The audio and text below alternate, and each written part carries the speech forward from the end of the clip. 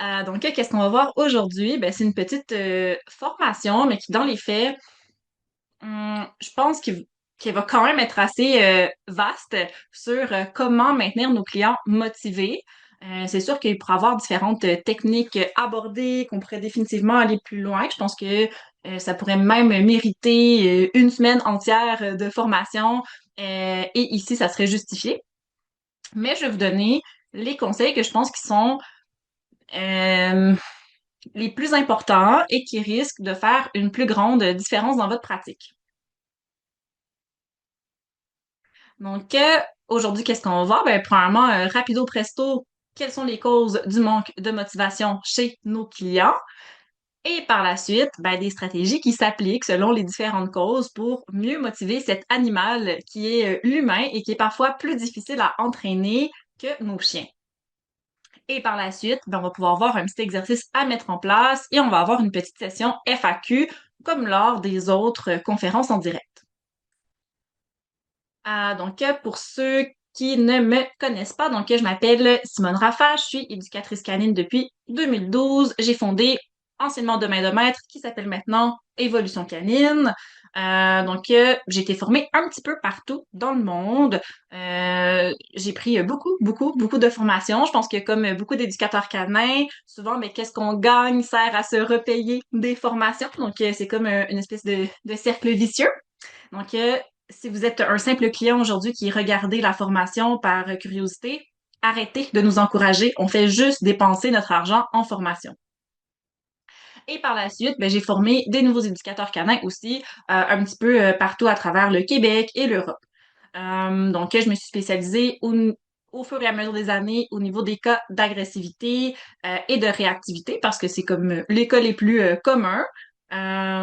Puis sinon, ben, à la maison, j'ai 4 chiens de travail. Donc, j'ai deux malinois et j'ai 2 bergers allemands. On va avoir une formation à faire tirer aujourd'hui qui est la formation intensive tenue de consultation et intervention en comportement canin dans laquelle on revient sur beaucoup des principes qu'on va voir aujourd'hui, mais qui contient aussi pas mal plus de contenu. Donc, je pense que c'est une formation qui fait entre 20 à 30 heures sur vraiment comment organiser vos consultations. Mais soyons concis sur la pub. Donc, on va y aller rapidement pour pouvoir commencer la formation illico. Donc, n'oubliez pas, vous pouvez partager l'événement sur Instagram ou sur Facebook. Et à ce moment-là, ben, ça vous donne une opportunité qui est doublée jusqu'au 31 décembre de gagner une carte cadeau de 1 000 $ ou le montant environ en euros. En euros avec un N. Que, juste un petit moment, c'est arrivé hier aussi. OK, parfait. Euh, donc, euh, il y a Elisa qui demande, le gagnant de la formation n'a pas été tiré. Non, ça va être tiré à la toute fin de la conférence. Je vous invite à garder vos questions pour la fin de la conférence, comme c'était le cas hier, bien évidemment. Entre autres, ben, vu qu'on est environ 130, c'est sûr que je pourrais pas répondre à toutes les questions, mais si jamais vous en avez d'autres qui vous turlupinent assez, vous pouvez toujours nous répondre par courriel. Euh, donc, euh, Parmi les causes du manque de motivation de nos clients, on peut avoir, premièrement, la lenteur à avoir des résultats qui sont tangibles. Et ça, ici, c'est pas à prendre à la légère parce que bien souvent, quand les gens nous appellent, c'est parce qu'ils sont pas toujours, mais très souvent, un peu désespérés avec qu'est-ce qui se passe avec leur chien, peu importe quelle soit la problématique. Je pense que c'est peut-être différent si on est coach man-trailing, ok, comme j'ai pu voir dans le chat box, où là, ben, les gens viennent plus par désir de comprendre leur chien, de faire une activité amusante avec eux. Donc, je pense que l'objectif est différent, mais ça veut pas dire que la conférence d'aujourd'hui s'applique moins. Mais par contre, je pense que ça facilite les choses côté motivation et aussi peut-être qu'il va y avoir un peu moins de lourdeur relationnelle, c'est-à-dire qu'on n'est pas en train de venir traiter un cas de réactivité complexe ou le chien est dangereux pour la société. OK? Par la suite, ben, il y a aussi la question de la déconnexion entre qu'est-ce qu'on fait et où on va. Donc, qu'est-ce que je veux dire ici? C'est que bien souvent, on va proposer aux gens des solutions à leurs problèmes, des solutions qui peuvent être d'ordre de la gestion, d'enrichissement, d'exercices spécifiques. Mais parfois, étant donné que ça va être mal présenté, les gens vont pas comprendre quel est le lien entre leurs problématiques et qu'est-ce qu'on est en train de leur proposer. Donc, pour nous, à titre d'éducateur canin, ça peut paraître euh, absolument logique. Donc, on comprend immédiatement pourquoi on fait cette proposition-là. Mais par contre, si la proposition n'est pas comprise, ben à ce moment-là, elle ne sera pas acceptée. Et souvent, mais qu'est-ce qui se passe avec les clients? C'est qu'ils vont être gênés de nous le dire. Donc, ils vont juste avoir un point d'interrogation comme expression au niveau du visage, mais ça va être pas mal tout. Donc, parfois, on va avoir la chance qu'ils nous le disent, et pour moi, c'est une chance, mais souvent, ça sera pas le cas. Il y a aussi la problématique d'expliquer et de démontrer, dans le meilleur des cas, mais par contre, sans passer le relais au client. Donc, pour moi, c'est vraiment important, puis je vois une très, très grande différence dans la satisfaction des clients et aussi dans comment ils vont appliquer les choses à la maison par la suite. Si, j'ai non seulement expliqué quel était l'exercice ou la recommandation, mais aussi que je leur ai montré. Donc, par exemple, s'il s'agit d'un exercice pratique, s'il s'agit d'entraînement, ben, je vais entraîner leur chien. Et par la suite, ben, on va leur passer la laisse pour que, à leur tour, qu'ils entraînent leur animal. Parce que autrement, ben, on vit une déconnexion qui est vraiment immense, et je vais en parler un peu plus tard, entre qu'est-ce que les gens pensent qu'ils sont supposés faire versus qu'est-ce qu'ils font réellement. Et ça, c'est surtout valide pour tout ce qui a rapport à l'entraînement. Par la suite, ben souvent, on peut avoir en quelque sorte des bonnes intentions, et ça, je n'en doute pas, mais parfois, on peut venir noyer en quelque sorte nos clients sous une avalanche de devoirs, de recommandations, d'informations. Donc, par exemple, si on a des séances qui sont hyper longues, si on a une tonne d'exercices qu'on propose à la personne, ok? Donc, je pense pas que c'est mal en soi d'avoir une boîte à outils qui est variée, mais je pense qu'il faut aussi avoir euh, en quelque sorte la sagesse de proposer le bon outil à la personne, le bon exercice à la personne, la bonne recommandation et de pas juste tout lancer à la personne parce que sinon, mais ça fait en sorte que c'est à elle de choisir et ce choix-là va augmenter encore plus la difficulté pour elle. Ça va créer une espèce de fatigue. Donc à ce moment-là, qu'est-ce qu'on veut? C'est que on ait en quelque sorte simplifié au maximum notre processus pour que ça fasse du sens pour la personne, que ça donne des résultats qui soient tangibles et que ça soit facile d'application et difficile à oublier. Aussi, ben souvent on va oublier de, en quelque sorte, créer le pont vers la prochaine étape du voyage. Parce que souvent, ben, quand on rencontre un client pour une première fois, ben oui, on a cette première rencontre-là avec lui, mais dépendamment des cas, bien souvent, qu'est-ce qu'on va avoir besoin, c'est de le rencontrer peut-être quelques fois subséquentes pour pouvoir vraiment travailler là ou bien souvent les problématiques, ok? Parce que c'est, en tout cas de mon côté, c'est assez rare que je prends des clients en consultation qui ont un seul problème. Ça peut arriver, mais de façon générale, on a plusieurs problématiques qui ont lieu parallèlement et à ce moment-là, ben, ça va demander un petit peu plus de finesse.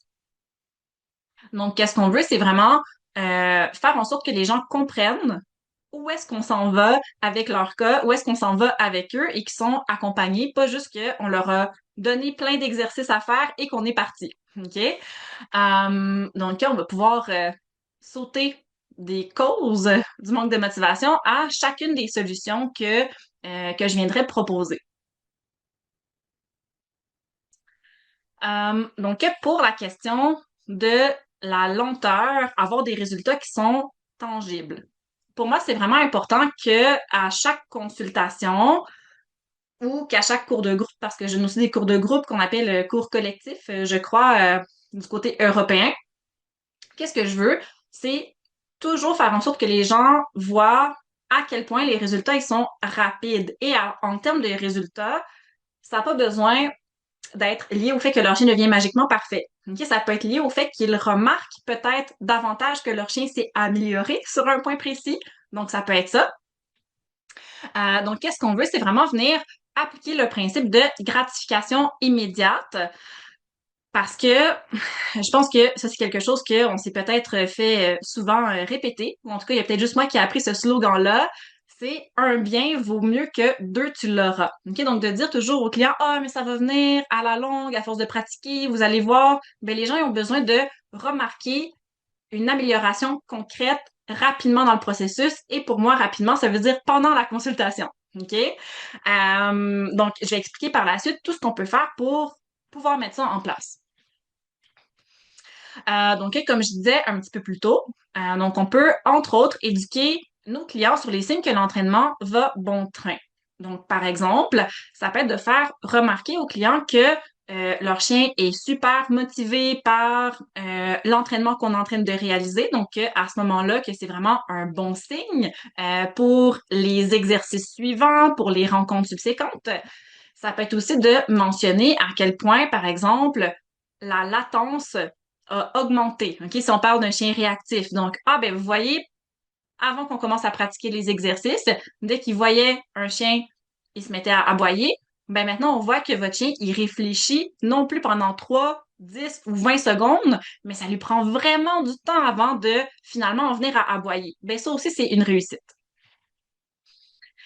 Donc, c'est vraiment important de bien reconnaître les signes comme quoi un chien s'améliore pour pouvoir les mentionner à la personne parce que ça, c'est vraiment gratifiant pour elle, non seulement durant la consultation, mais aussi après, lorsqu'elle va entraîner son chien et qu'elle va avoir, oui, des succès, mais aussi des échecs. Elle va être en mesure de ne pas simplement se comparer sur les échecs parce qu'elle va avoir reçu d'autres informations. Pour moi, une des notions qui est importante à bien connaître pour pouvoir justement parler des signes comme quoi un chien s'améliore, c'est de connaître un petit peu plus l'analyse appliquée du comportement. OK? Parce que dans cette approche-là, au niveau comportemental, on parle énormément des variables d'un comportement et ça nous permet par la suite de voir quel était en quelque sorte le baseline de départ du comportement et quel est-il maintenant pendant l'entraînement ou bien post-entraînement. Donc, ça nous permet de venir voir les variations et de les mentionner aux gens. Parce que bien souvent, ben, nos clients vont simplement constater que leur chien, par exemple, était agressif et n'est plus agressif. OK? Tandis que la réalité, c'est que c'est beaucoup plus complexe que ça, beaucoup plus il y a beaucoup plus de nuances que ça en termes d'amélioration. Donc, pour un chien, par exemple, qui serait agressif, ben, le fait de, entre guillemets, ne plus l'être, mais c'est sûrement un processus qui va prendre, dépendamment des situations, quelques semaines, quelques mois. Donc, il faut que la personne soit en mesure de se rendre compte de qu'est-ce qui se passe réellement et des améliorations réelles. Autrement, ben, elle va juste être découragée. Euh, donc, par la suite, au niveau des petites recommandations qu'on appellerait quick win, qu'on peut recommander aux gens, c'est tout ce qui a rapport à la gestion, donc d'empêcher en quelque sorte que le comportement soit reproduit et tout ce qui a rapport à l'enrichissement. Pourquoi? Parce que c'est vraiment souvent facile à mettre en place. Ça demande pas des semaines d'efforts continus dans le néant sans savoir si ça fonctionne. Donc, c'est-à-dire que, par exemple, ben, si on a un chien qui saute sur les invités, ben, ce qu'on peut nommer, ben, c'est peut-être des stratégies aussi qui vont nous permettre, oui, de commencer à pratiquer un comportement alternatif, mais qui demandera sûrement quelques semaines d'entraînement pour vraiment être efficace dans les conditions. Mais on pourrait aussi venir suggérer à côté des techniques qui seraient plus axées sur l'enrichissement, comme par exemple de donner quelque chose au chien à s'occuper lorsque la visite arrive. OK? Donc ça, ben, ça permet réellement d'avoir une stratégie qui fonctionne maintenant. Euh, donc, pour la gestion, ben, souvent, ce que je vais recommander à mes clients, c'est d'installer, surtout pour les chiots, des barrières pour bébés dans la maison. Donc, au lieu d'en venir à soit enfermer le chien dans une pièce ou l'enfermer dans une cage ou peu importe, ben, à ce moment-là, qu'est-ce qu'on peut faire? C'est juste avoir différentes barrières dans la maison qui vont pouvoir nous permettre d'avoir le chien, oui, proche de nous, mais de venir éliminer une partie des mordillements, une partie des sauts, une partie de tous ces comportements-là qui peuvent être jugés problématiques par les humains. Donc, qu'est-ce qu'on veut? C'est vraiment trouver des stratégies qui sont qui vont pouvoir rapidement amener un soulagement aux gens parce qu'on ne doit pas oublier que oui, ce qu'on veut, c'est aider les chiens, mais que les humains, s'ils nous appellent, s'ils veulent des conseils, c'est qu'ils ont un problème et que, ben, pour eux, donc, c'est en quelque sorte un stress qu'ils vivent. Donc, un autre petit truc que j'aime utiliser, c'est le concept de réchauffement pour montrer à mes clients comment leurs chiens sont capables de peu importe qu'est-ce qu'on veut montrer. Ok, donc, je sais qu'ici, j'ai fait la phrase la moins claire du monde, mais laissez-moi m'expliquer. Donc, le réchauffement, qu'est-ce que c'est? C'est d'avoir répété avec le chien à plusieurs reprises un exercice en particulier. À ce moment-là, ben, qu'est-ce que ça vient produire? Ben, ça vient faire en sorte que le chien, vu qu'il le reproduit à plusieurs reprises, va être plus en mesure, en fonction des différentes difficultés, ben, de quand même produire le comportement. Tandis que, ben, si par exemple, à titre d'éducateur canin, on arrive chez notre client et qu'on demande un assis au chien immédiatement, ben, c'est sûr que ça va être plus difficile pour lui. En plus, on n'a jamais rencontré le client. Donc, ni le chien. Donc, qu'est-ce qu'on veut? C'est peut-être durant la consultation, utiliser à un certain moment le fait qu'on ait répété l'exercice pour montrer, regardez, votre chien est capable. On peut quand même émettre la nuance comme quoi, ben, c'est sûr que quand votre chien va rencontrer une nouvelle personne, ça va être plus difficile, mais vous voyez que maintenant, ben, quand j'ouvre la porte, votre chien s'assoit, il est en mesure de le faire maintenant. C'est juste une question de continuer à le pratiquer selon le plan que j'ai recommandé. Donc ça, on peut aussi l'utiliser, par exemple, pour la réactivité ou bien souvent, et ça peut être différent selon différents chiens, différents types de réactivité, mais bien souvent, si on travaille un chien qui est suffisamment motivé dans un contexte qui est propice à l'apprentissage, le chien va être en mesure de relativement ne plus réagir à la fin d'une séance. OK? Donc, on peut quand même venir, encore une fois, nuancer avec le client comme quoi, euh, donc, si votre chien croise un nouveau chien à l'instant T, probablement que certaines réactions vont revenir, mais on peut quand même noter que regardez comment votre chien est en mesure d'être bon, comment ses réactions sont réduites et comment ben, les techniques qu'on a vues aujourd'hui sont en mesure de fonctionner, mais on peut quand même nuancer sur la question du réchauffement. Donc, qu'est-ce qu'on peut aussi noter de façon générale, et c'est un petit peu la même chose aussi pour l'entraînement en général pour les humains. Donc, si on veut, par exemple, se remettre en forme, c'est surtout propice après les fêtes. Donc, si les gens passent à travers les premières semaines d'entraînement, mais la majorité du temps, ils vont continuer. OK? Donc, qu'est-ce qu'on veut? Mais c'est créer un momentum. Donc, on veut que ça soit facile, on veut que les gens comprennent pourquoi ils font les exercices, on veut qu'ils soient en mesure de reconnaître les petits succès. Autrement, mais c'est possible qu'ils abandonnent, surtout si c'est une problématique qui est plus difficile. Et à ce moment-là, ben, ça peut mettre un peu en péril la stratégie d'intervention avec le client. Finalement, ben, le manque de temps, c'est vraiment un des déterminants, pardon, de l'abandon d'un programme. Donc, c'est aussi important que les stratégies qu'on met en place soient faciles d'application et ne demandent pas trop de temps à la personne. Donc, c'est pour ça que généralement, on va essayer de mettre en place des stratégies qui ne vont pas demander plus que peut-être 15 à 20 minutes de temps supplémentaires par jour aux propriétaires pour mettre en place les stratégies. Parce que autrement, mais si la personne a besoin de faire 2 heures par jour d'entraînement, ça risque d'être vraiment plus difficile. Donc, on veut que ça soit facile à mettre en place. On veut que ça soit pas une difficulté supplémentaire. Puis dans les faits, ben même 15 à 20 minutes, c'est quand même beaucoup. OK? Donc, on peut imaginer nos vies qui sont compliquées. On a souvent jamais le temps de rien faire.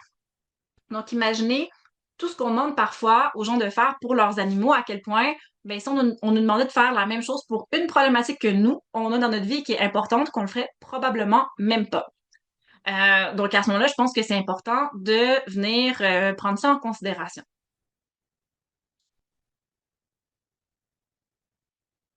Hmm. Donc, par la suite, il y avait la problématique de la déconnexion, en quelque sorte, entre qu'est-ce qu'on fait en ce moment ou qu'est-ce qu'on propose comme stratégie aux clients en ce moment versus où est-ce qu'on s'en va. Donc, c'est-à-dire que pour nous, à titre d'éducateur canin, ça peut paraître ultra logique, ultra cohérent Par exemple, de se dire, ah ben, ce que on va faire avec un chien qui est réactif, c'est lui apprendre un rappel, ou lui apprendre à venir toucher la main, ou lui apprendre à venir se mettre entre les jambes comme comportement alternatif. Donc, pour nous, on pourrait y trouver une logique. Mais dans les faits, si on ne fait que proposer cette solution-là, ou même la proposer et la démontrer, mais sans expliquer le lien cohérent entre notre stratégie et comment ça répond aux besoins de la personne, mais à ce moment-là, il risque d'avoir une dichotomie, une différence, et la personne risque de ne pas adhérer à qu'est-ce qu'on lui propose, et avec raison, OK? Donc, c'est vraiment important de créer ce pont-là entre l'exercice proposé ou les stratégies proposées versus en quoi ça correspond à l'objectif de la personne, parce que autrement, ça va être un petit peu plus difficile. Donc, il y a souvent des exercices, par exemple, donc je donne beaucoup de cours de groupe, puis il y a souvent des exercices qui sont tout simples et pour nous, ça paraît absolument banal, comme par exemple entraîner un chien à nous regarder pour avoir son attention. Pour nous, ça peut paraître banal, mais pour un client, il peut se demander ben, pourquoi je voudrais que mon chien me regarde.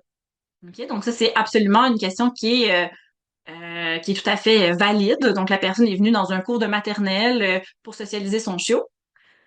Ben, à ce moment-là, c'est important de venir expliquer pourquoi on leur propose cet exercice-là. Donc, on peut avoir des approches qui sont différentes, mais mon explication personnelle, c'est ben, parce que ça va être beaucoup plus facile par la suite d'avoir soit du contrôle sur votre chiot ou votre chien et d'avoir un chien qui est en mesure de vous écouter quand vous lui demandez des choses si, de façon générale, il établit une fois de temps en temps un contact visuel avec vous. Autrement, ben, si le chien est toujours au bout de sa laisse en train de fixer l'environnement partout, mais c'est sûr qu'il risque beaucoup moins de vous écouter.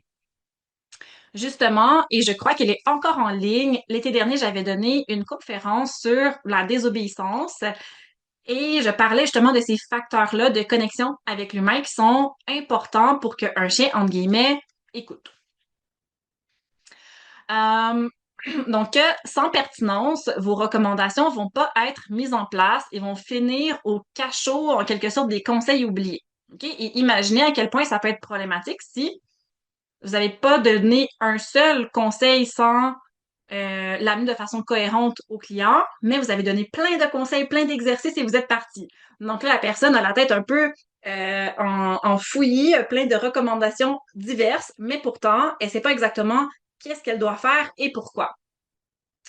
Euh, donc, par exemple, sans connexion évidente, par exemple, venir toucher la main pour arrêter de sauter ou arrêter de faire sauter un chien, mais ça se peut que la personne ne comprenne pas la cohérence entre l'exercice proposé et l'objectif qui est de ne plus sauter. Donc, ça va être important de venir le mentionner. Donc, ne plus, le fait de venir toucher la main va permettre à votre chien d'avoir une autre stratégie que de sauter pour entrer en contact avec les gens. OK? Donc, à ce moment-là, on peut faire un lien qui est plus logique et ça va aider à adhérer au conseil. Ce que j'aime aussi souvent utiliser comme technique, c'est d'expliquer en quoi cet exercice qui est étrange va permettre à la personne d'obtenir ce qu'elle désire de son chien, que ce soit moins de réaction ou plus de focus ou peu importe. Et la raison pour laquelle j'aime nommer le fait que c'est étrange, c'est parce que c'est vrai. C'est-à-dire que pour nos clients, ce qu'on propose comme exercice, bien souvent, c'est au-delà de leur cadre de référence habituel, au-delà de qu'est-ce qu'ils auraient peut-être pensé. Un exercice que je viens souvent proposer à mes clients, c'est l'exercice du look at that ou en français, regarde ceci. Et je viens utiliser cet exercice-là beaucoup pour venir contrer les distractions.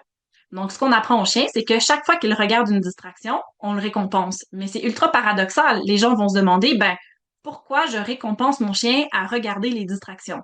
Et c'est là où, justement, ben, je vais leur mentionner à quel point c'est étrange. Mais au final, pourquoi ça donne des résultats? C'est parce que les chiens étant, tout comme nous, des êtres d'association, ben, il va finir par comprendre que, OK, ben, chaque fois qu'il y a une distraction, il obtient une récompense. Le moment où on va plus lui donner de récompense, ben, il va se retourner vers nous parce qu'il va trouver ça étrange. Habituellement, chaque distraction amène une récompense. Donc, sincèrement, mis à part, c'est vraiment un exercice qui fonctionne super bien pour venir, en quelque sorte, contrer les distractions. Donc, je pense que c'est important de reconnaître envers les clients que qu'est-ce qu'on leur propose, ben ça peut être l'air contre-intuitif, ça peut être aussi le cas pour la gestion, qui peut être considéré comme de l'évitement.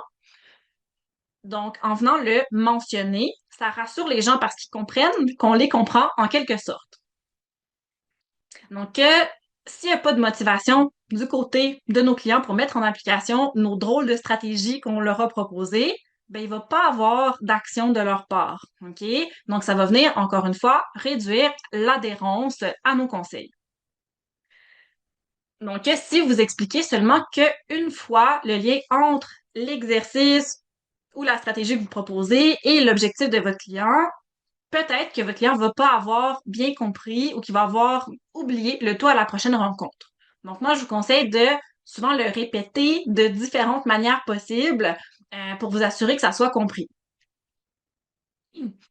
Donc, pour nous, c'est souvent difficile à faire ou ça peut nous sembler même contre-intuitif parce que pour nous, ça nous semble logique. Donc, le fait de l'expliquer, c'est comme si c'était une perte d'énergie parce que pour nous, ça nous apparaît tellement apparent, justement. Mais pour nos clients, c'est moins évident et ça, c'est important de le reconnaître et d'appliquer des stratégies qui vont en conséquence.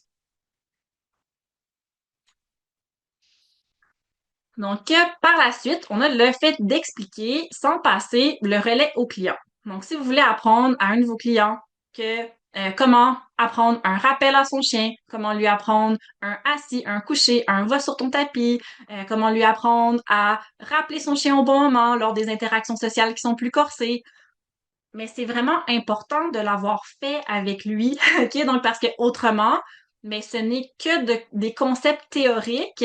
Et imaginez vous-même à titre d'éducateur canin, lorsque vous avez commencé et que vous avez lu des concepts théoriques versus leur application, comment il y avait une différence énorme. Donc, on veut venir appliquer le même principe, mais pour nos clients ici, et on veut le faire durant la consultation.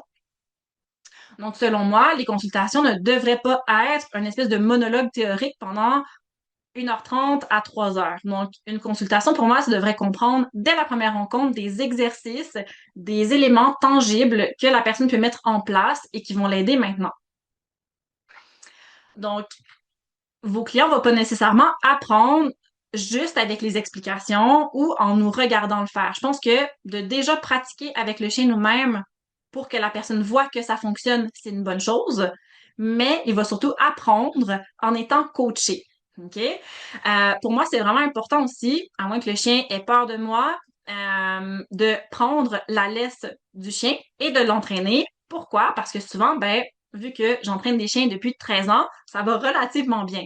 Donc, ça montre très rapidement à la personne que leur chien est doué pour l'entraînement, que tout va bien et que par la suite, ben, qu'est-ce qu'il reste à faire? C'est le mettre en application. Et quand vient le temps de le mettre en application, quand je donne la laisse au client, mais c'est là où je vais venir le coacher.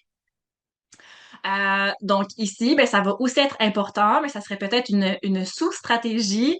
Ça va être important de venir regarder quelles sont les priorités lorsqu'on coach les clients.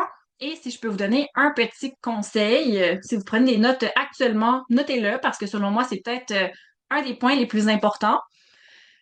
Donc, ça va être de venir mettre la priorité sur l'aspect motivationnel du chien. C'est-à-dire que qu'est-ce qu'on veut, c'est avoir un chien qui est motivé,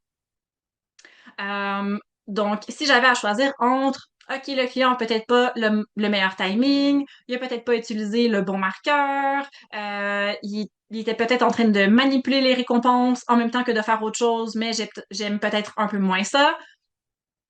Et ben mon client a pas récompensé son chien. Ben pour moi, qu'est-ce qui va le plus compter, ça va être la question de récompenser le chien parce que s'il reste motivé, ben au moins il va rester présent dans la séance d'entraînement et ça va être beaucoup plus facile à gérer. Donc, tant qu'à moi, qu'est-ce qui compte le plus entre, et évidemment, il y aurait des nuances à apporter, entre la question du timing versus la motivation, mais j'irais tout le temps, tout le temps, tout le temps vers la motivation. Donc, le cerveau humain va pas très bien encoder des compétences motrices, en plus des compétences motrices fines et complexes, comme l'entraînement, juste via l'observation. Il y a besoin de le répéter physiquement, donc de le faire plusieurs fois avec vous et d'être coaché. Donc, imaginez que vous proposez un exercice à un client, peut-être que vous l'avez démontré avec son chien et que par la suite, pendant 2 semaines, la personne est seule avec son chien. Donc, ça veut dire que pendant 2 semaines, ben, probablement qu'elle va faire des répétitions d'exercices qui ne vont pas bien fonctionner, de mauvais entraînements, alors que ça aurait pu être réglé durant la session. Donc, pour moi, ben, c'est vraiment important de montrer les exercices à la personne, de venir apporter un certain sens de l'observation et de, entre guillemets, correction. Donc, ici, ben, on va pouvoir mettre la main à tel endroit au lieu de tel endroit. On va pouvoir venir le récompenser à tel moment, donner lui 2 récompenses parce que là, il a vraiment fait un bon coup. Bref, l'aspect coaching pour moi va vraiment être important et je pense que ça change beaucoup de choses. Donc, ça va aussi être important de venir renforcer les bons comportements du client. Et ça va être important de les retrouver, OK? Parce que des fois, on peut trouver que c'est atroce, mais dans les faits, il y a toujours des bons coups, ne serait-ce que d'avoir donné la récompense au chien. Voilà. Mais ça peut aussi être une question d'avoir atteint le critère. Ça peut être une question aussi d'avoir un bon timing. Ça peut être une question d'avoir une amélioration par rapport à la répétition précédente. Bref, il ne reste qu'à vous de savoir remarquer quels sont les bons coups de vos clients. Donc, il y a Naomi qui dit que ça lui arrive vraiment souvent de marquer ses clients. Oui, ça c'est drôle. Je l'ai fait aussi des fois en couple. Je dis yes, puis après ça, je me justifie. Ah oui, yes, bon humain, gentil humain. On dirait que je cherche maintenant à expliquer pourquoi je l'avais dit. Euh, par la suite, ben, si on veut des clients qui sont motivés, Jésus, viens ici. Bon. Donc, si on veut des clients qui sont motivés et que on les noie sous une avalanche de devoirs. Donc, par exemple, si je veux m'améliorer à titre d'humain, il y a sûrement beaucoup de choses que je pourrais faire, mais si on me les dit toutes en même temps, je risque de simplement me morfondre dans mon lit et d'aller écouter Netflix. Par contre, si j'ai des premières étapes qui sont claires et faciles à mettre en place, ça va peut-être aider ma cause. Donc, votre rôle n'est pas d'être un encyclopédie à exercice. OK? Votre rôle n'est pas non plus de donner toutes les étapes lors de la première consultation pour résoudre complètement le cas. Je pense que ça peut davantage mélanger les gens que les aider. Et je veux pas dire ici qu'on doit garder des secrets pour plus tard, mais c'est juste que de nommer tout le processus, ça peut juste rendre la personne encore plus confuse que si on lui avait donné des premières étapes claires à suivre et si elle pose plus de questions, en effet, on peut lui répondre. Euh, ce que j'aime beaucoup, c'est le fait d'utiliser un seul exercice ou une seule stratégie pour venir résoudre différentes problématiques. Donc, dans mon cas, pour ceux qui me connaissent, j'ai comme mantra que le rappel peut régler beaucoup de choses. Ok? C'est-à-dire que j'utilise pour la réactivité, pour la gestion des invités, je l'utilise pour la gestion des distractions, pour céder à l'attention sur la liste, bref, pour plein, plein, plein, plein de choses. Et pour moi, ça amène une espèce de simplicité à l'entraînement pour les gens parce que par la suite, ben, on peut venir réutiliser les connaissances déjà acquises du chien et du client qui a appris aussi la mécanique d'entraînement pour venir les appliquer selon d'autres contextes d'intervention où on a besoin de gérer le chien. Donc, ce que je vous conseillerais, c'est de trouver quelques exercices qui peuvent être utilisés dans différents contextes. Comme ça, mais ça va être facile par la suite pour vous d'en proposer certains au lieu de vous dire, OK, bon, ben ici, j'ai un chien qui fait de la protection de ressources, qui est réactif, qui saute sur les gens, et par exemple, qui saute dans la porte lorsque le facteur arrive. Ben à ce moment-là, si on apprend un assis pour le facteur qui arrive, d'un autre côté, qu'on apprend à donner les objets, d'un autre côté, qu'on apprend au chien réactif à chercher des récompenses au sol, et d'un autre côté, bref, ben à ce moment-là, c'est que ça fait beaucoup, beaucoup, beaucoup, beaucoup de solutions différentes, d'exercices différents qui demandent tous du coaching de leur part. OK? Donc, à ce moment-là, selon moi, qu'est-ce qui est le mieux? C'est d'essayer de trouver un, deux ou maximum 3 exercices qui vont pouvoir être utilisés et progresser au fur et à mesure des sessions. Ainsi, ça va juste être vraiment plus facile pour la personne et pour le chien parce qu'on vient sans cesse réutiliser les mêmes compétences. Donc, pour moi, c'est un peu comme l'analogie du couteau suisse, c'est-à-dire que, ben, on a deux outils ou deux exercices, puis ils sont multifonctions. Donc, à ce moment-là, bah, on va avoir 80% des problèmes qui vont être réglés avec le rappel qui va être utilisé dans plein de contextes différents. Et, ben, le 20% restant, on va apprendre un couche-reste, par exemple, au chien. OK? Donc, comme ça, on va pouvoir faire progresser ça au fur et à mesure des sessions. Donc, pour venir contrer l'inertie, puis en quelque sorte la résistance au changement, qu'est-ce qui va vraiment vous aider? Ça va être la simplicité des conseils. Plus ça va être complexe, et souvent, nous, à titre d'éducateur canin, on aime ça, les choses qui sont plus complexes. D'ailleurs, personnellement, c'est pour ça que j'aime beaucoup avoir des consultations avec des éducateurs canins parce que ça me permet de pousser mes conseils au-delà de ce que je donnerais habituellement. Mais autrement, avec des gens qui cherchent une solution concrète avec leur chien et que ce n'est pas leur passion, l'entraînement canin, je pense qu'il faut venir changer un peu les objectifs. Euh, donc, qu'est-ce que je vous conseille? C'est de recommander deux ou trois outils ou solutions d'enrichissement, si on parle même d'enrichissement, qui viennent résoudre plusieurs problèmes de façon simultanée. Donc, par exemple, si on arrive en consultation puis que on arrive avec notre fiche d'enrichissement d'activités masticatoires possibles, puis qu'on dit, ben, vous pouvez faire ces activités-là avec votre chien, voilà tous vos choix, voilà le catalogue de choses à possiblement acheter ou d'activités à faire, ben, ça peut faire en sorte que les gens vont pas savoir quoi faire exactement. Donc, je pense que ça peut être utile de guider les gens directement vers deux ou trois stratégies. Par exemple, on a un chien qui tire en laisse, c'est la demande principale du client. Euh, et on a commencé à mettre en place de l'entraînement pour moins tirer en laisse, mais évidemment, ça prendra pas une semaine pour être réglé. Et parallèlement à ça, ben, on sait que, par exemple, que le chien, c'est un husky adolescent qui a besoin de dépenser de l'énergie et que la personne habite en ville. Ben, peut-être que je pourrais lui recommander un harnais de canicross et de laisser le chien le tracter. Donc, en même temps, on a notre stratégie d'enrichissement, mais qui sert aussi en quelque sorte de gestion. Parce que le chien va pouvoir tirer sur le harnais de canicross et d'un autre côté, on va pouvoir faire l'entraînement approprié pour la marche en laisse. Certains pourraient dire, oui, mais un chien de 8 mois en canicross, est-ce que c'est mal? Ben, dans les faits, il tirait déjà sur un harnais. Donc maintenant, il tire sur un harnais qui est peut-être mieux confectionné pour le fait de tirer. Donc, si vous avez une solution magique pour que le chien arrête de tirer, donnez-moi là. Euh, donc, qu'est-ce qu'on veut? Ben, c'est vraiment essayer d'avoir des stratégies qui vont pouvoir servir à plusieurs escients, à plusieurs buts en même temps. Donc ça, c'est une autre chose, mais pour moi, c'est aussi important de planifier les consultations d'avance, d'avoir regardé l'évaluation. Ainsi, ça permet ce travail-là en amont intellectuel qui nous permet par la suite d'avoir présélectionné des solutions, parce que autrement, de le faire au fur et à mesure de la consultation, quand on pose des questions, des fois, ça peut être plus complexe.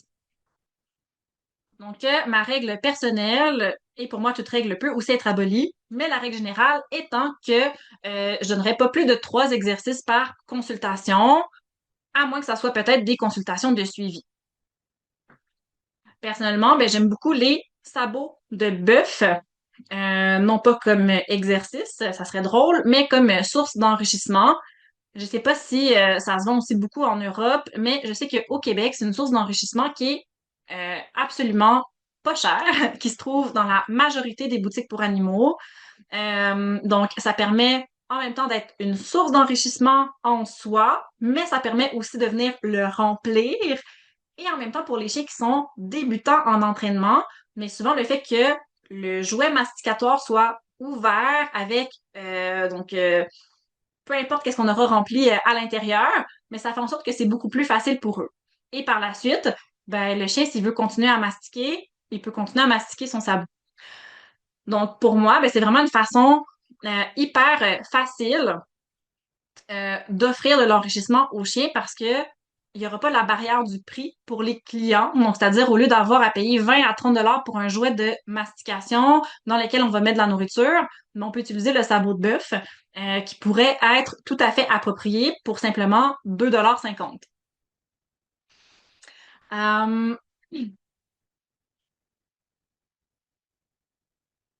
Donc, après ça, d'autres stratégies pour avoir des clients qui sont motivés. Parfois, l'erreur qu'on peut faire, qui est la suivante, c'est de oublier de créer le pont vers la prochaine étape du voyage. Donc, OK, parfait. Aujourd'hui, on a appris, par exemple, un début de rappel à votre chien. Vous allez devoir le continuer cette semaine. Évidemment, on a choisi le rappel parce que Simone l'a dit.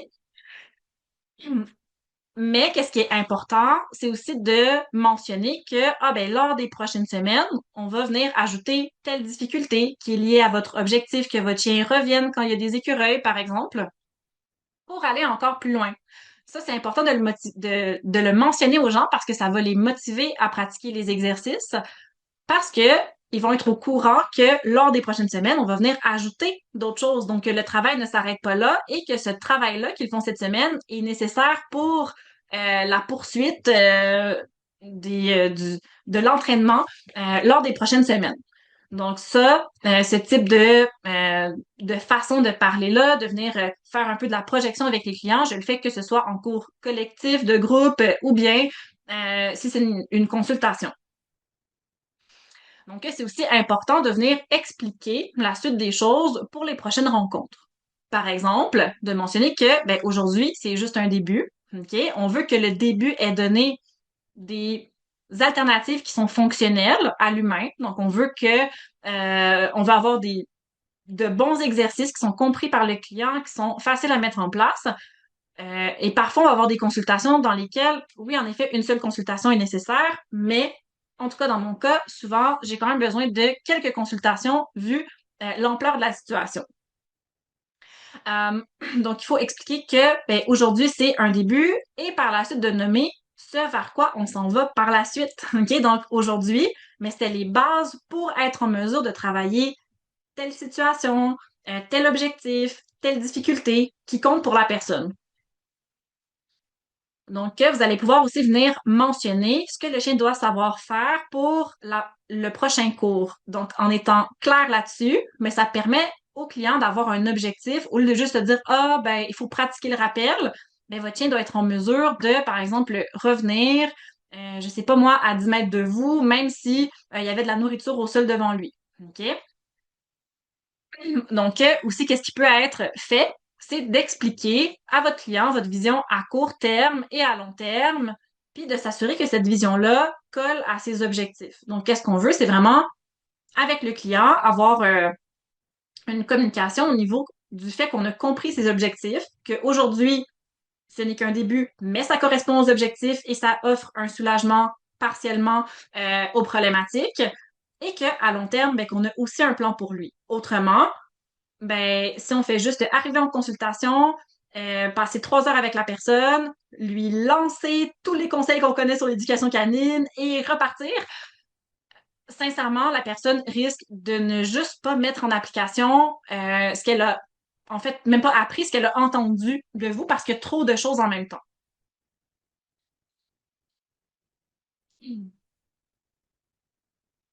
Donc, ici, on va pouvoir faire un petit exercice, l'exercice de tracer la carte du voyage. Donc, qu'est-ce qu'on veut? En fait, qu'est-ce que je vais vous faire pratiquer? C'est d'apprendre à expliquer de différentes manières l'objectif de vos recommandations de chouchou. OK? Donc, comme je vous disais plus tôt, moi, ce que j'aime, c'est le rappel, j'aime les sabots de bœuf, j'aime les barrières pour bébé. OK? Donc, je sais que ça, c'est dans mes recommandations un peu chouchou qui reviennent tout le temps. Mais qu'est-ce que je veux, surtout si vous êtes nouvellement éducateur canin, c'est de développer un peu le langage autour de ces stratégies-là pour faire comprendre à vos clients quels en sont les bénéfices et pourquoi on les utilise. Donc, comme objectif, c'est d'avoir plusieurs exemples dans votre poche pour vos prochaines consultations. On veut avoir des exemples qui collent selon les différents types de clients ou selon les différentes situations. Qu'est-ce que vous allez devoir faire? Puis inquiétez-vous pas, je vais vous montrer le petit document par la suite que vous allez pouvoir recopier. Mais qu'est-ce qu'on veut, c'est venir définir c'est quoi nos 5 recommandations chouchou qui peuvent être des exercices ciblés, des techniques d'entraînement, de l'enrichissement, de la gestion ou autre. Et on veut avoir pour chacune des recommandations trois façons totalement différentes de venir en expliquer la valeur, les bénéfices ou la nécessité pour le client. Euh, donc, on avait ce document-là ici.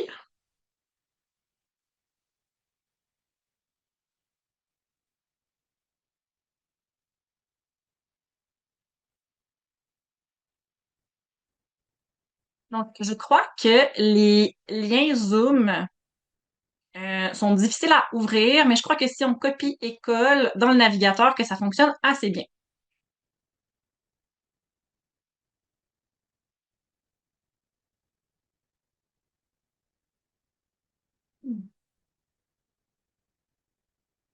Donc, ici, on a notre petit document que si vous voulez, vous pouvez copier et coller dans un autre type de document, que ce soit un document Word ou bien un Google document.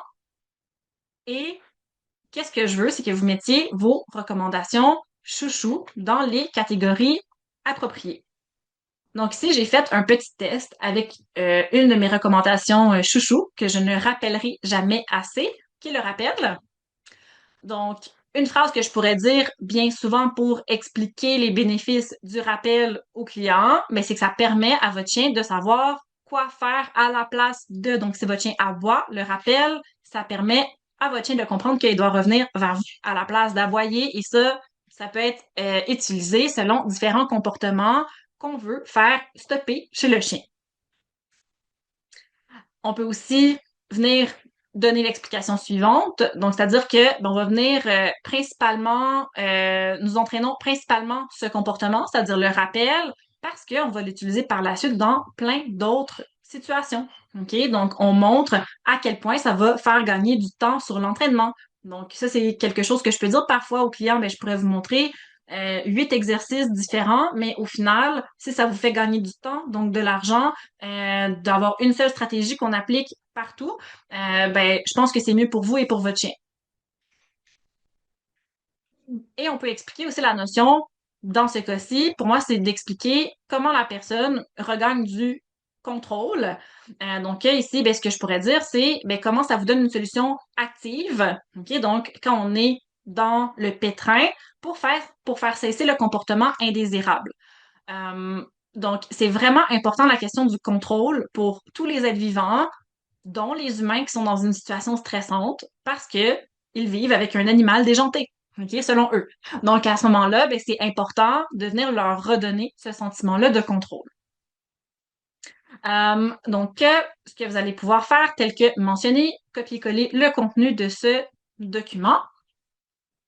Donc, ici, je vais arrêter le partage, si ça fonctionne. Parfait. Et qu'est-ce que je vais faire, c'est pendant les 10 prochaines minutes, je vais vous mettre en équipe. Donc, qu'est-ce qu'on peut faire avec Zoom, qui est une espèce de tour de magie, c'est qu'on peut créer des salles dans lesquelles vous allez être ensemble. Et qu'est-ce que je veux surtout que vous fassiez, c'est de discuter entre vous de vos recommandations chouchou, de pourquoi ce sont des recommandations chouchou pour vous, et aussi de peut-être commencer à voir ben, comment vous pouvez en nommer les bénéfices. Donc, à ce moment-là, je vais vous mettre quand même dans des équipes assez grandes là, comparées à ce que je fais habituellement, parce qu'on est quand même presque 150. Donc, si je fais donc 75 équipes de deux avec des personnes qui peut-être ne parleront pas parce qu'elles sont parties ailleurs, ça risque d'être lourd. Donc, je vais faire des équipes un petit peu plus grandes. Je vais vous donner juste un petit 10-15 minutes pour parler entre vous, papoter, parler de vos différentes recommandations. Et par la suite, on va revenir tous ensemble et on va pouvoir en discuter un peu. Et par la suite, il va y avoir une période de questions. OK? Donc, encore une fois, je vous invite à aller chercher le lien. Donc, tout le monde me dit que, ben, tout le monde, quelques personnes m'ont dit que ça fonctionnait et 100% de ces personnes-là, pour qui ça a fonctionné, ça fonctionnait. Comme ça a l'air clair. Donc, je vais vous mettre en équipe. Ça sera pas bien long. Hmm.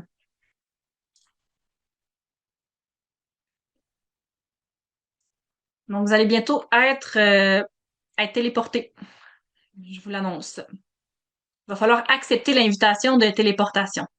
Tout le monde se téléporter en direct avec un sentiment de satisfaction. Donc, on commence à être pas mal tous revenus. Euh, donc, qu'est-ce que j'aimerais savoir et vous pouvez le mettre dans le chat box, c'est peut-être quelques exemples que vous avez trouvés, soit de comportements chouchou et ou de bénéfices à expliquer aux clients et de l'expliquer de différentes manières. Donc, si vous voulez, vous pouvez mettre les exemples que vous avez trouvés dans le chat box pour les partager à l'humanité entière des éducateurs canins francophones qui assistent actuellement à ce live. Et oui, j'ai besoin de respirer suite à cette phrase. Euh, donc, il y a des gens qui disent, ah oui, ce fut court, mais sympa. Voilà, désolée pour la brevité de l'exercice. Donc, qu'est-ce qu'on pourrait faire? C'est retenter à un autre moment, à un autre marathon du temps des fêtes, des exercices du genre, mais un peu plus longs. Donc, je dois avouer que j'ai aussi raccourci le tout parce que je voyais que dans certaines équipes, il y avait des gens qui ne parlaient pas et que dans certaines équipes, il y en avait qui avaient quitté parce que personne ne participait. Bref, alors tant mieux pour les équipes pour qui ce fut plaisant, mais pour qui ce fut bref, c'est ce qui compte. Euh, Donc, il y a Nathalie qui mentionne l'exercice de focus comme le fixe, mais aussi l'exercice de toucher la main. D'un autre côté, il y a Jennifer qui mentionne les cognes, et aussi les tapis de léchage qui sont également dans ces recommandations chouchou. Il y a Nicole qui mentionne le counting game et je pense que c'est vraiment un bon exercice à vous noter. C'est un jeu qui est axé à la base, je crois, si je me trompe pas, pour apprendre le rappel, mais qui peut vraiment aider après ça pour plein d'autres problématiques, un peu comme pour le rappel, mais c'est aussi que la façon de l'apprendre est comme vraiment ergonomique pour les clients. C'est facile à s'en rappeler. Donc, je pense que c'est vraiment un bel ajout ici, Nicole. Il y a Marie qui mentionne le tu laisses, qui définitivement peut être une bonne option. Quand on parle d'autocontrôle, ben, je pense que ça serait aussi une bonne chose de peut-être spécifier de quel exercice exactement on parle, parce qu'on peut avoir des vingtaines d'exercices différents d'autocontrôle.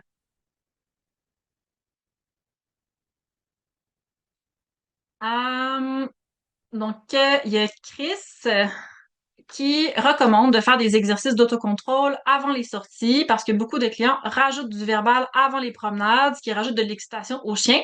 Je pense que c'est aussi une bonne stratégie pour diminuer l'intensité du chien avant les promenades. C'est-à-dire que ben, le chien va être en quelque sorte un peu plus, entre guillemets, épuisé parce qu'il va aussi avoir réfléchi et en même temps, si les exercices qu'on fait permettent au chien d'être réchauffé, c'est-à-dire qu'il se souvient des exercices qu'il va devoir pratiquer en promenade, ça peut aussi aider. Donc, je pense qu'il y a de plusieurs façons que ça peut être intelligent. Euh, il y a Laurine qui utilise beaucoup le rappel comme moi. Donc, je l'ai juste le mentionner. Parce que Laurine, on voit qu'elle a un talent exceptionnel d'entraîneur. Et ici, il y a aucunement de chouchou. Euh, D'un autre côté, on a une connexion canine qui mentionne l'engagement envers l'humain. Je pense que tous les jeux un peu d'attention, c'est-à-dire tout ce que rapport au fait de rester attentif, de rester connecté, de rester motivé malgré l'adversité. Il y a beaucoup d'entraîneurs qui utilisent ça comme fondation à leur système d'entraînement et c'est définitivement intelligent. Euh, Il y a Sonia qui mentionnait aussi le counting game pour le vol d'objets. Je vois qu'est-ce que tu veux dire. Définitivement que c'est aussi une bonne stratégie. J'y avais pas pensé avant, mais je vois immédiatement l'utilité.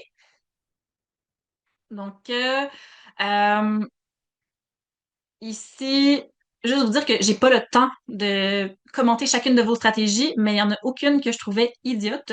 Je trouve toutes que ce sont des bonnes idées et parfois, ben, je tombe sur une sur laquelle mon cerveau fixe un peu plus, soit parce que c'est nouveau. Euh,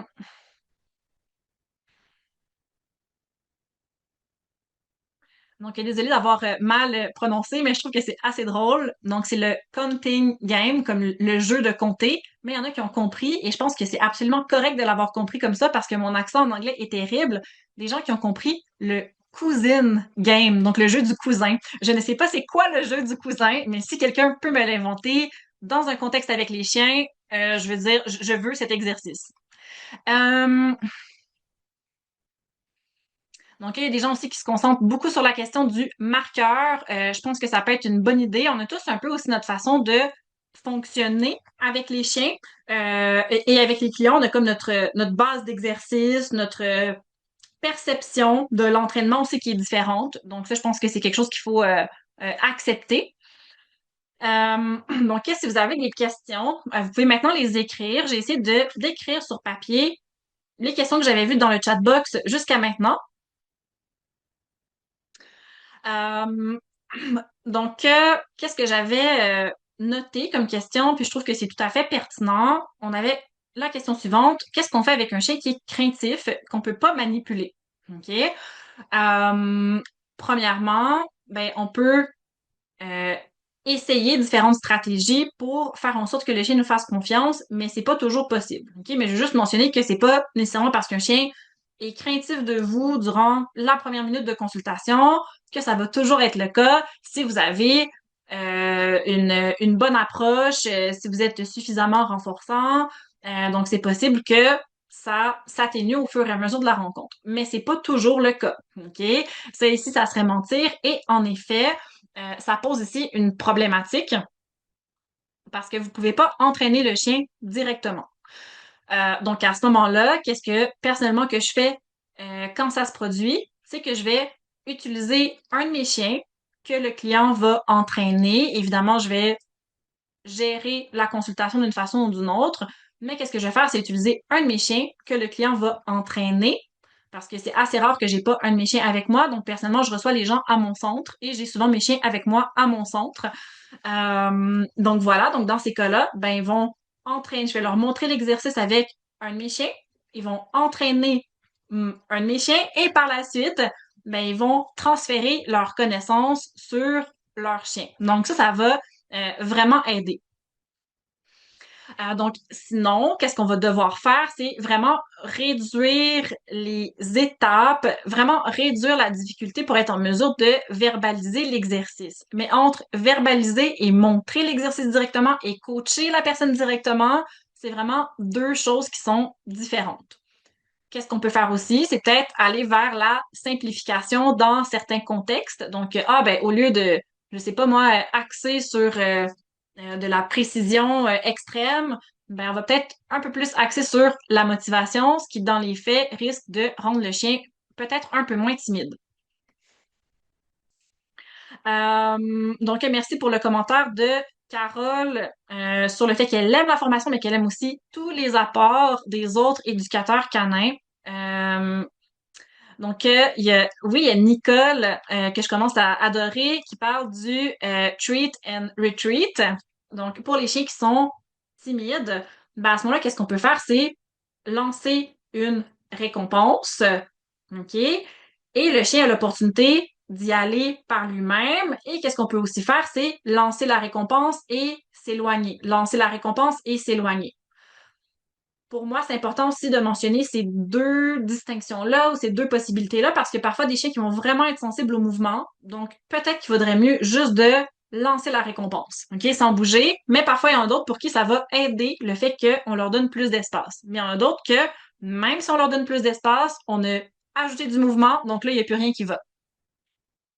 Euh, je pense que c'est vraiment un bon exercice qu'on peut faire avec le chien pour le rendre moins timide, mais parfois, il y a quand même des circonstances dans le cadre de consultation qui vont faire en sorte que oui, le chien va être moins timide, qu'il va commencer à être motivé à travailler avec nous, mais par contre, qu'on ne sera pas en mesure de l'entraîner directement, c'est-à-dire que, ah ben, oui, le chien commence à être dégêné, mais il va peut-être pas vraiment oser avoir des comportements d'approche envers nous qui vont nous permettre de le manipuler directement et de l'entraîner directement. Mais je pense que l'ajout de Nicole était vraiment chouette. Euh, donc, par la suite, on avait eu une question qui était, ah, est-ce que ça vaudrait la peine de faire une liste de forces et de faiblesses du chien? Je dois avouer que c'est pas quelque chose que je fais personnellement, mais je pense que, dépendamment de comment c'est formulé, que ça peut aider les gens et que ça peut aussi aider l'entraîneur à voir quoi travailler avec le chien, surtout quand on a un cas qui est plus complexe. Donc, comme j'ai dit, c'est pas du tout de ma manière de fonctionner, mais je perçois déjà comment ça pourrait être utilisé de façon créative pour servir de guide en quelque sorte, sans nécessairement servir à stigmatiser. D'un autre côté, une des questions que je pose toujours dans mon formulaire d'évaluation, euh, c'est la question suivante, c'est qu'est-ce que vous préférez chez votre chien? Et la raison pour laquelle je pose cette question-là, c'est parce que bien souvent, quand les gens ont de la difficulté avec leur chien, ben, qu'est-ce qu'ils perçoivent de plus en plus? C'est seulement les problèmes. Donc, je vais être en mesure d'avoir un levier que je peux utiliser en cas de besoin, que je peux venir nommer une qualité ou plusieurs qualités que je peux venir utiliser. Ou bien, ben, par exemple, ça peut aussi venir me servir de moments de détente et pour l'humain et pour le chien. Si par exemple la personne me dit que qu'est-ce qu'elle préfère avec son chien, c'est, je sais pas moi, lorsqu'ils passent du temps ensemble dans le jardin, ben ça pourrait faire partie du plan d'intervention d'améliorer la relation en mettant un peu plus de l'avant ce genre de moments-là. Mais bref. Euh, donc, il y a une autre question qui vient d'apparaître que je trouve qui était vraiment pertinente. Je suis seulement donc gardienne de chien, mais une de mes clientes a un chien réactif envers les hommes principalement. C'est une question bête, mais dans ces circonstances-là, est-ce qu'il vaut mieux travailler avec un éducateur homme ou femme? Ben, je pense que tous les deux ont leurs bénéfices et leurs désavantages.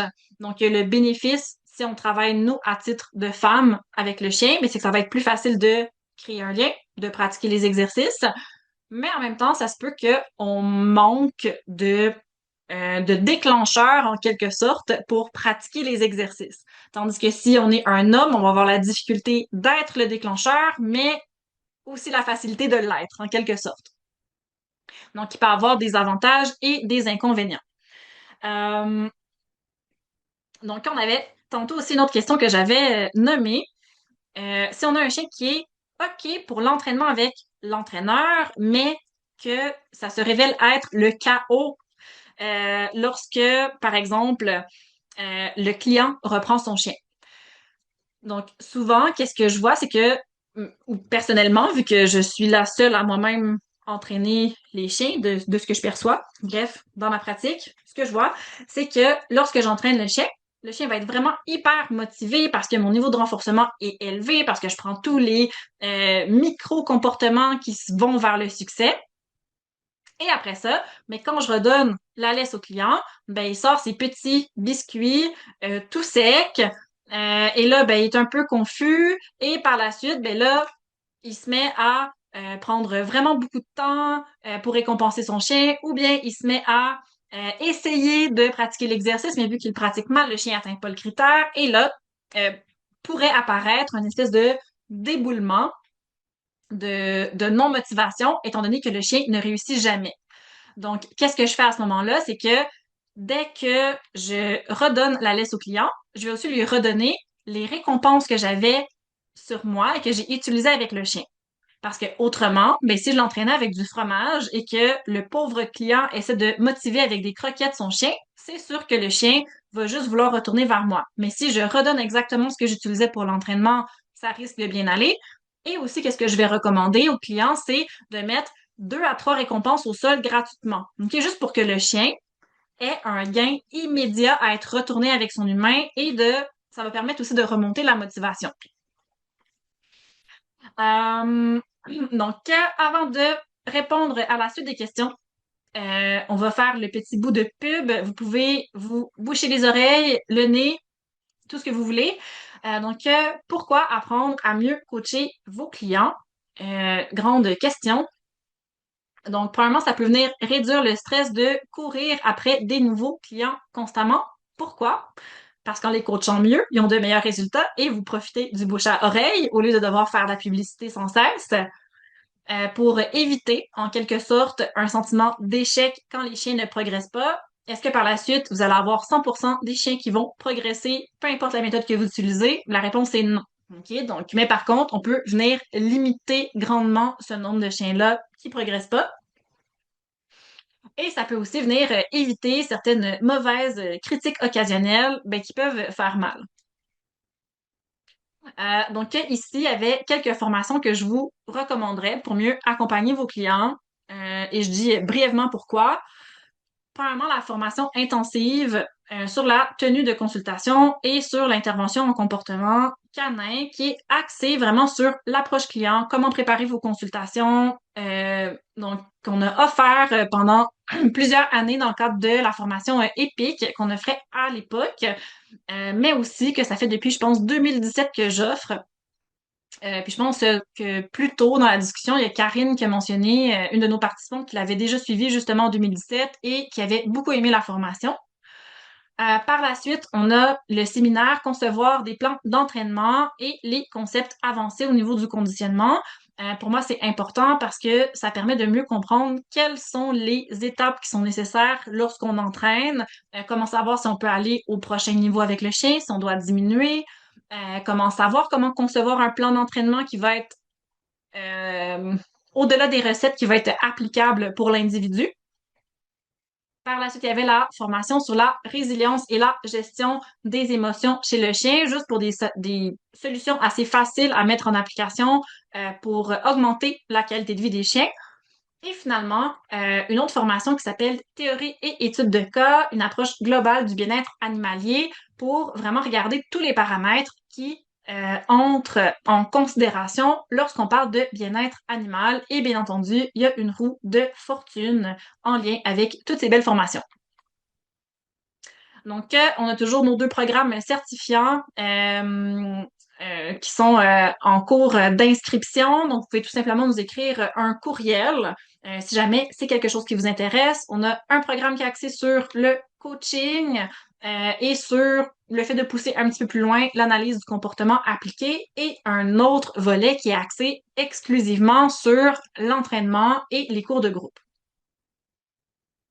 Finalement, et j'ai presque plus de salive, mais je vais en avoir de nouveau pour les réponses aux questions. J'essaie juste de passer vite la pub. On a une formation qui se donne au Québec 7 et 8 février sur les chiots, qui s'appelle l'École du chiot pour les pros. Tout ce qu'on peut faire pour aider les clients à mettre en place justement les exercices, mais aussi sur quoi se concentrer.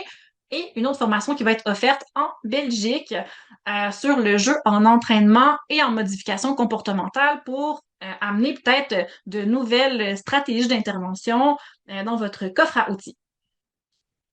Voilà. Donc maintenant, publicité étant terminée, on peut se concentrer sur le plus intéressant et le plus important.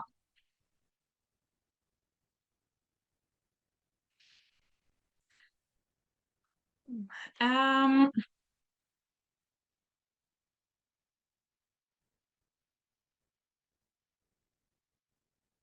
il y a Delphine qui mentionne, je suis psychologue et comprendre le fonctionnement propre de chaque personne, client, ainsi que leur peur, barrière, niveau d'estime est important. Aider l'humain est souvent autant important que son chien. Ça, je suis à 100% d'accord. Euh, on a par la suite Sophie qui mentionne, j'ai de la difficulté avec les clients qui me disent oui, mais quand cela, ça va bien, je sais jamais quoi leur répondre.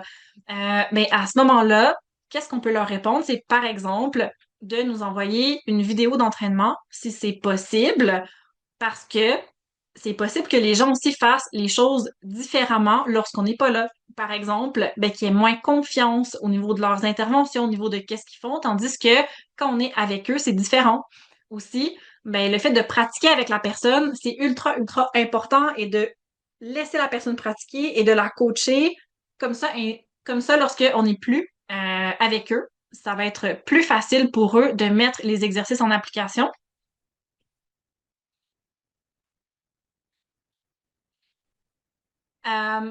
On a Karine qui pose une bonne question. Que faire avec les conducteurs butés, ceux qui sont toujours oui, mais? Donc, j'aurais un truc. Il y en aurait plusieurs, c'est-à-dire que, en fait, en premier, c'est de vraiment regarder quels sont les objectifs de la personne parce que parfois, vu que la personne s'est peut-être sentie mal comprise, qu'elle pense qu'on comprend pas c'est quoi ses objectifs, ben ça fait en sorte que elle refuse constamment les conseils parce que elle comprend pas comment ça s'adresse à sa situation et elle a peut-être pas tort. Euh, mais par la suite, donc, si c'est pas cette question-là, mais que c'est autre chose, que c'est vraiment juste, OK, on croit vraiment que notre solution est en lien avec les objectifs de la personne, qu'elle a bien compris, mais qu'elle est dans un cercle vicieux d'objections. Je trouve que qu'est-ce qui fonctionne bien, c'est de demander à la personne, qu'est-ce que vous pensez qu'on essaye cette solution-là pendant une semaine? Et si jamais il n'y a pas d'amélioration, on essaiera autre chose. Donc, en venant raccourcir en quelque sorte le nombre de temps pendant lequel ça doit être pratiqué et que ce soit confortable pour la personne, mais souvent, ça vient diminuer ce genre d'objection-là. Donc, OK, j'ai offert plein de solutions différentes, il n'y a rien qui semble fonctionner. Essayons une des solutions, celle qui vous semble la plus prometteuse, mais on va l'essayer pendant une semaine. OK, donc à ce moment-là, souvent, ça va bien fonctionner. Mais il pourrait toujours avoir différentes figures de cas.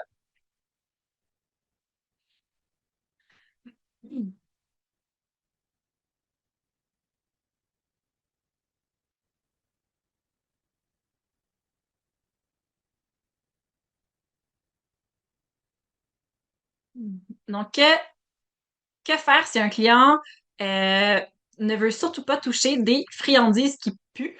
Et moi, je travaille avec du coup. Donc, le chien est obsédé par moi et ignore mes clients. Ben, à ce moment-là, ça serait peut-être d'avoir, mettons, d'autres variétés de récompenses qui sont peut-être un peu moins odorantes, mais fonctionnent. Mais je comprends que si on travaille surtout à domicile, que c'est moins possible d'avoir différents types de récompenses disponibles en tout temps. Donc, je dois avouer que depuis que j'ai mon local avec un congélateur avec plein de récompenses déjà prêtes de toutes sortes, ça change énormément la donne. Mais je pense que d'avoir soit une variété ou de peut-être mentionner à la personne, ben, est-ce que ce serait possible pour aujourd'hui de mettre le dégoût de côté et d'axer sur l'efficacité, mais entre-temps, je vais vous donner des recommandations pour des récompenses qui vont peut-être moins vous dégoûter à l'avenir.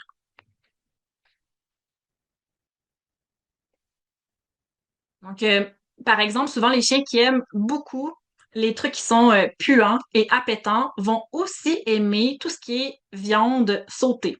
OK? Parce qu'on va venir ajouter énormément de goût et pour la majorité des humains, pas tous, la viande sautée va pas être aussi dégoûtante que si on travaillait, par exemple, avec de la panse de bœuf, qui là serait absolument atroce. Euh,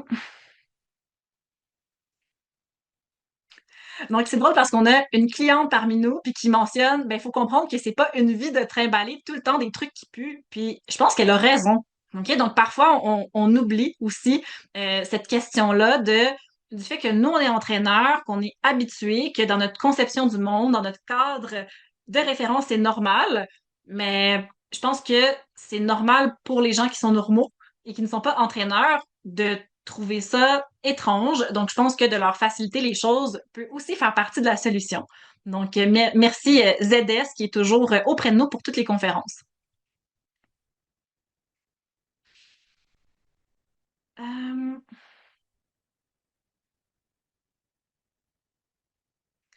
donc, pour ceux qui étaient intéressés pour la conférence en Belgique, vous pouvez juste nous écrire un courriel. Donc, non, pour le moment, on n'a pas un colloque en préparation. J'ai un autre projet en préparation. Dont je vais peut-être parler à la fin de la semaine, qui est pas sous la forme d'un colloque, qui est très différent, mais que je pense qui est important pour le domaine canin. Euh, ah oui, donc on avait Daph ou Daphné, je crois, qui demandait quel est le délai idéal entre chaque séance. Je pense que la question soit avait déjà été posée par la même personne ou une autre personne, et je pense que c'est une question tout à fait pertinente. Ce que je vais recommander de façon générale va être 2 semaines entre les consultations. Je pense que le délai peut être réduit s'il s'agit simplement d'éducation, ok, donc d'apprendre des commandes. Je pense que 2 semaines pour un cas de réhabilitation comportementale peut être un bon délai. Et parfois aussi, on peut augmenter le délai si, par exemple, la personne a beaucoup de choses à mettre en place ou s'il y a un voyage entre-temps ou un déplacement. Et aussi que le délai peut être augmenté donc au fur et à mesure des consultations quand il s'agit plus de suivi plutôt que d'entraînement très, très proactif.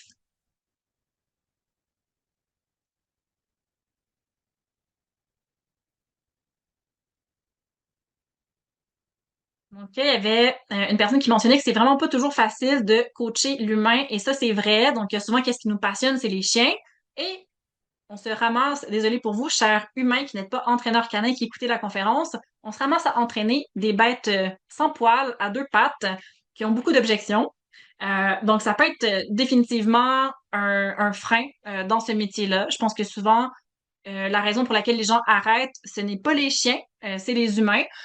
Donc, je pense que à ce moment-là, qu'il faut apprendre à faire avec si on veut durer dans le métier, à moins d'aller vers d'autres options, plus par exemple le fait d'entraîner en refuge, par exemple, ou d'entraîner dans un grand centre. Mais sinon, je pense qu'on peut apprendre aussi à aimer ce contact-là. Je vais répondre aux autres questions, mais je vais aussi faire une petite aparté personnelle. Je pense qu'avant, que j'aimais plus les chiens que les humains. Je pense que j'aime plus les chiens qu'avant, OK? Que ça s'est même amélioré avec le temps. Mais il y a eu un certain moment dans ma pratique où je faisais beaucoup moins de consultations, où j'étais vraiment moins en contact avec les gens. Et je pense que ça m'a permis de prendre du recul.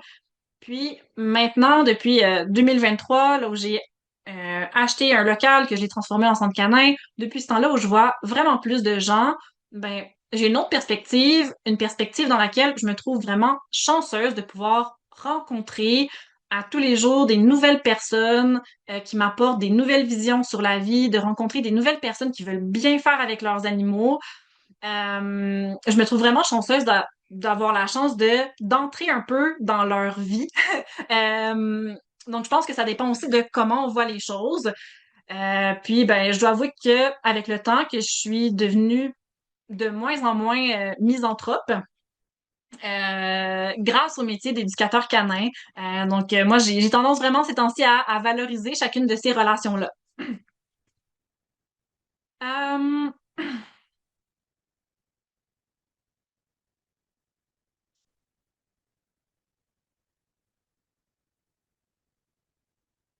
Donc, il y a Thierry qui mentionnait, le problème actuellement, c'est qu'il y a beaucoup de clients qui regardent les publications diverses et variées sur les réseaux sociaux. Les publications reflètent pas forcément la réalité de l'éducation canine et ça perturbe énormément les jugements. Je pense que c'est un commentaire qui est pertinent, mais à différents points de vue. C'est-à-dire qu'il y a la question des méthodes d'éducation canine, il y a la question aussi de peut-être que les clients sont biaisés entre ce qu'ils perçoivent sur les réseaux sociaux versus qu'est-ce qu'on peut vraiment offrir comme résultat. Je pense que aussi peut-être qu'ils ne conçoivent pas le temps qui doit être mis sur l'entraînement pour avoir ce type de résultat-là. Donc définitivement que c'est une consultation, une discussion, mais aussi une consultation qu'on peut avoir avec les gens, avec nos clients. Donc on peut s'entendre sur des objectifs qui sont communs. Et je pense que c'est définitivement des points dont on peut non pas débattre, mais dont on peut discuter avec nos clients. Euh, donc, il y a Hello's Dog qui dit finalement, on gère beaucoup plus l'humain que le chien. Perso, je travaille plus sur mes clients humains que sur le chien. Mais ça, c'est sûr parce que le chien, malheureusement, ne peut pas entendre nos indications et les appliquer. Donc, il va falloir que ça passe par l'humain, qui est comme notre canal de communication vers le chien. Euh, OK, il y avait quelqu'un qui mentionnait, ah ben des fois, c'est difficile de pas vexer les gens. Je pense que si on reformule ce qu'on croit qu'ils font de pas bien, parce que c'est aussi une croyance, ok? Donc, on juge qu'on sait mieux qu'eux, à tort ou à raison. Mais si on reformule ce qu'ils ne font pas bien sous forme de recommandations ou d'essais, ah, est-ce que vous auriez envie d'essayer telle technique pendant X nombre de temps? Je pense que ça vexe un peu moins les gens. Donc, il y a quelque temps, j'avais eu en consultation une cliente dont le chien était en cage, je crois, 18 heures par jour. Et à ce moment-là, ben, la, la recommandation aurait pu être de dire au client, mais pourquoi votre chien passe autant de temps en cage? Ben, qu'est-ce que j'ai commencé par faire, c'est questionner la personne. Ah, est-ce qu'il y a une raison pour laquelle votre chien est aussi souvent en cage? Parce que ben, des fois, il peut en avoir une, on ne sait pas. OK? Et par la suite, ah ben ça a pu me permettre d'offrir d'autres stratégies. Ah ben est-ce que vous voudriez essayer juste pour cette semaine peut-être de laisser votre chien plus en liberté? Et souvent, ben plus le chien est en liberté, plus ça devient normalisé et moins la cage va être utilisée. Donc ça, c'est une problématique qui est, d'après moi, plus culturelle et relative au Québec. Le fait que les animaux sont beaucoup en cage. Donc, je pense que ça doit être pris avec précaution parce que souvent les gens ont peur justement de manquer de contrôle parce ils ont peur que leur animal fasse beaucoup de dégâts par la suite dans la maison. Mais bref, on pourrait s'étendre sur plein de discussions hyper longtemps. Il y a Nicole qui dit, je rencontre beaucoup de clients qui me prennent pour la fée clochette avec une baguette magique. Mais, Nicole, j'ai vu plein de conseils que tu as donnés jusqu'à maintenant. Donc, je dois avouer que j'ai un peu cet avis-là de toi jusqu'à maintenant que c'est possible que tu sois une fée clochette. Tu sembles avoir beaucoup de bons conseils.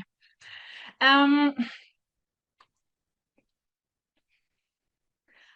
il y a Naomi qui demande à quelle fréquence relances-tu tes clients si tu n'as pas de nouvelles. Donc, personnellement, je ne suis pas parfaite. Je pense que j'aimerais ça me dire, ah, je vais le prévoir dans ma boîte courriel, de faire une relance automatique.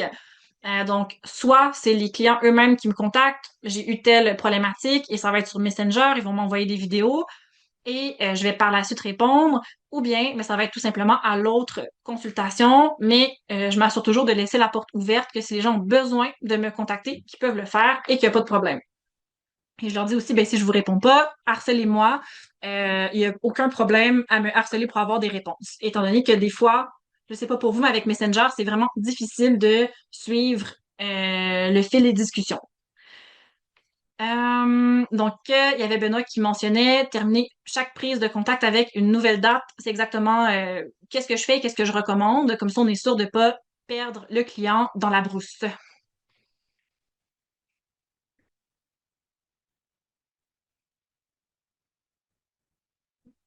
Euh, donc, il y a Carole qui a mentionné, ça m'est déjà arrivé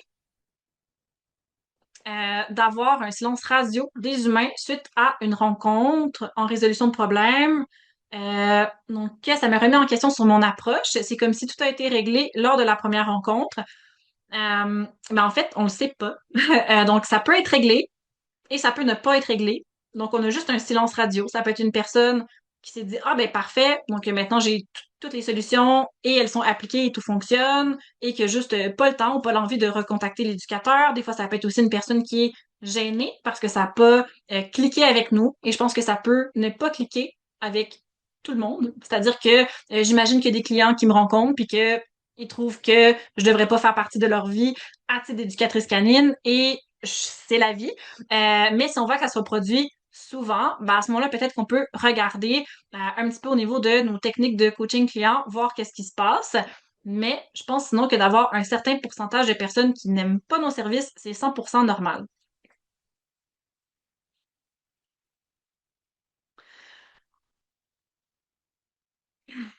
Euh, donc, je vais répondre à une dernière question de Mireille qui est vraiment intéressante et qui est souvent posée.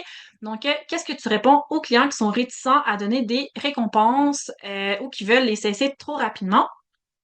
Donc, qu'est-ce que j'explique? Je pense qu'un peu plus bas, il y avait une explication qui est pas mauvaise, mais je pense qu'il ne sera peut-être pas comprise par les clients. C'est-à-dire que d'expliquer les lois de l'apprentissage, je pense que ça peut être pertinent, mais de mon impression subjective, qu'est-ce qui va marquer les gens, c'est qu'est-ce qui correspond à leur logique. Donc, moi, j'aime bien dire, ben, actuellement, votre chien gagne toute sa nourriture gratuitement. Qu'est-ce qu'on va faire, c'est qu'on va en prendre une partie pour qu'ils travaillent pour cette nourriture-là. Donc, au final, ben, ça les met face à leur propre incohérence que, ben, vous donnez déjà des récompenses à votre chien, mais il travaille pas pour les récompenses. Maintenant, on va le faire travailler. Donc, des fois, Voilà, cet argument peut aider à convaincre une certaine partie de la foule. Euh, donc, aussi, mais qu'est-ce que je vais mentionner, c'est que c'est vraiment important pour l'apprentissage que le chien soit motivé et que sans motivation, qu'à ce moment-là, ben, le chien n'a aucun intérêt à accomplir le comportement. Donc, à ce moment-là, on va avoir besoin de quelque chose qui est motivant pour le chien et qui est motivant dans la plupart des situations. Et ça sera pas le cas souvent pour toutes les autres sources de renforcement. Par la suite, pour le fait de venir cesser les récompenses, ben, premièrement, je vais vraiment mentionner aux gens que avant de commencer à réduire les récompenses, que ça va prendre un bon bout de temps d'entraînement. Parce que qu'est-ce qu'on veut, c'est créer euh, en quelque sorte chez le chien le principe que qu'il peut faire confiance à l'entraînement et que ça va être payant pour lui. Et ça prend du temps. Et on veut aussi que le chien apprenne à rester motivé. OK? Et si on réduit les renforcements trop rapidement, mais qu'est-ce qui va se passer? C'est que les chiens sont absolument pas idiots. Ils comprennent c'est quoi les contextes dans lesquels c'est payant et que c'est pas payant, même si les humains se disent ah, j'ai réduit les récompenses à une fois sur deux. Oui, mais la fois sur deux, c'est quand tu es en promenade et l'autre fois sur deux, c'est quand tu es dans la cuisine, ben là, tu lui donnes des récompenses. OK? Donc, le chien comprend que, ah, en promenade, j'ai plus aucune récompense, mais dans la cuisine, j'ai toujours des récompenses. Alors voilà, on a maintenant un chien qui n'écoute qu'à la maison. Donc, qu'est-ce que je préfère faire avec les gens plutôt que de se dire, OK, on réduit les récompenses, même si je le fais aussi, c'est beaucoup de commencer à demander plus de comportement ou plus de difficultés au chien pour par la suite avoir une récompense. Donc, on habitue le chien à peut-être produire deux, trois, quatre comportements différents ou à augmenter la difficulté du même exercice avant de lui donner une récompense. Donc, c'est beaucoup plus comme ça que je vais travailler. Il y aurait bien d'autres stratégies qu'on peut mettre en place, mais ça peut en faire partie. Euh, donc, je vous remercie d'avoir été avec moi aujourd'hui. Merci pour ceux qui ont été là jusqu'au bout. Donc, parmi toutes les personnes présentes, on va faire tirer la formation sur la tenue de consultation. Je ne sais pas si Andréane le fait de son côté. Autrement, mais qu'est-ce qu'on va faire, c'est qu'on va prendre la liste de présence des gens qui étaient là aujourd'hui et le faire tirer par la suite. Donc, j'attends juste de voir si on a la réponse du gagnant.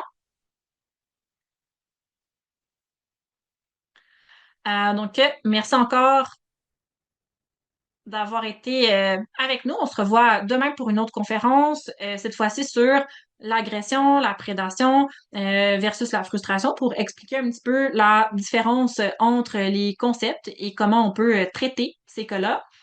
Et par la suite, on va se revoir pour d'autres conférences. Donc, c'est un vrai marathon. Ça va continuer durant les prochaines semaines. Donc, on vous revient par courriel pour le grand gagnant ou gagnante. Merci d'avoir été avec nous aujourd'hui.